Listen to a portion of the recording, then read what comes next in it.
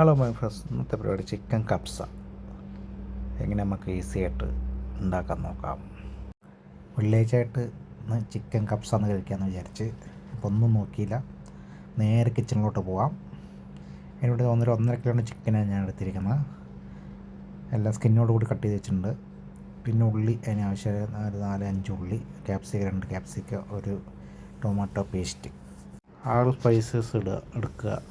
Bay leaf, ഉണക്ക നാരങ്ങ വേണം, മല്ലി, മുളക് പൊടി, 1 ടീസ്പൂൺ മഞ്ഞൾപ്പൊടി നന്നായിട്ടും ചൂടാക്കി എടുക്കുക. ബേ ലീഫ്, ഏലക്ക എല്ലാം കൂടി, ചെറിയ ജീരകം, പെരുംജീരകം എല്ലാം കൂടി ചൂടാക്കി മിക്സിയിലാക്കിയിട്ടൊന്ന് പൊടിച്ചെടുക്കുക. എടുത്ത ശേഷം അതിന് മാറ്റി വയ്ക്കുക. അതിന് ശേഷം നമുക്ക് പച്ചമുളക് കുറച്ച് അരിഞ്ഞ് വയ്ക്കണം. അതിൽ കുറച്ച് ബട്ടർ ഒഴിക്കണം, നെയ്യ് ഒഴിച്ചത്, ഒലീവ് ഓയിൽ ഉണ്ടെങ്കിൽ അത് ഒഴിക്കാം. ഒരു ബട്ടറിൻ്റെ പീസ് ഇടണം. സ്പൈസസ് അതിലിട്ടിട്ട് നന്നായിട്ട് ഇളക്കി കൊടുക്കുക. 2 നാരങ്ങ അതിൽ ഇട്ട് കൊടുക്കുക. ഇഞ്ചി വെളുത്തുള്ളി പേസ്റ്റ് നന്നായിട്ടൊന്ന് ഇട്ട് കൊടുക്കുക. ശേഷം ക്യാപ്സിക്ക, ഉള്ളി പൊടിയായി അരിഞ്ഞത് ഇട്ട് കൊടുക്കുക. അതിനുശേഷം കുറച്ച് ഉപ്പും കൂടി ഇട്ടിട്ട് നന്നായിട്ടൊന്ന് മിക്സ് ചെയ്യുക. അതിനുശേഷം പച്ചമുളക് കൂടി ഇട്ട് കൊടുക്കുക. ടൊമാറ്റോ പേസ്റ്റ് നമുക്ക് ആഡ് ചെയ്ത് കൊടുക്കാം.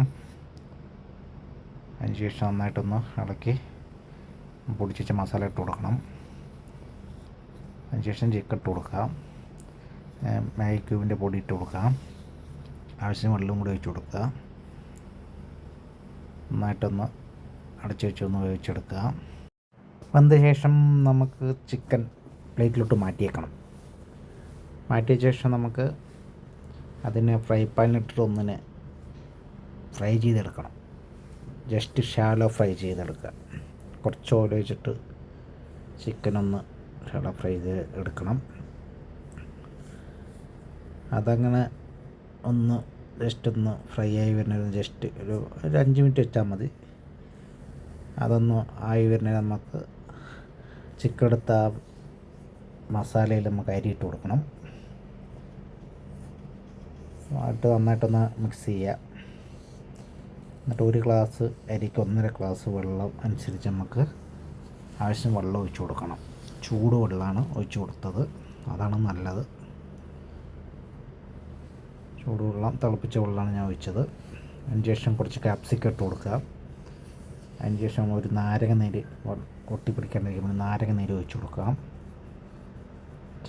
എന്നിട്ട് അടച്ച് വെച്ച് വേവിച്ചെടുക്കുക. വെള്ളം വറ്റിക്കഴിഞ്ഞ് നമ്മുടെ അരി ദമ്മായി വെന്ത് വന്നിട്ടുണ്ട്. ശേഷം കുറച്ച് മല്ലിയില ഇട്ട് കൊടുക്കുക. മല്ലിയില മേലെ നമുക്ക് ചിക്കൻ ഇട്ട് കൊടുക്കുക. ചിക്കൻ ഇട്ട് കൊടുത്ത ശേഷം നമ്മൾ സ്മോക്ക് ഉണ്ടെങ്കിൽ സ്മോക്കിയും കൂടി ചെയ്താൽ നല്ല ടേസ്റ്റ് ആയിരിക്കും. അപ്പോൾ വീഡിയോ കണ്ട് ഇഷ്ടപ്പെട്ടെങ്കിൽ ലൈക്ക് ചെയ്യാനും ഷെയർ ചെയ്യാനും സബ്സ്ക്രൈബ് ചെയ്യാനും കൂടി മറക്കല്ലേ. Thank you for watching.